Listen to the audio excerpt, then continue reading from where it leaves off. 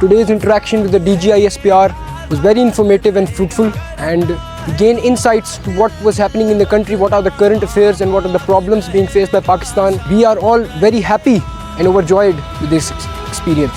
Sir interacted with us and briefed us regarding many problems and situations and issues which are currently Pakistan is facing. I am very grateful to DGISPR and our principal that have given us time to take us here.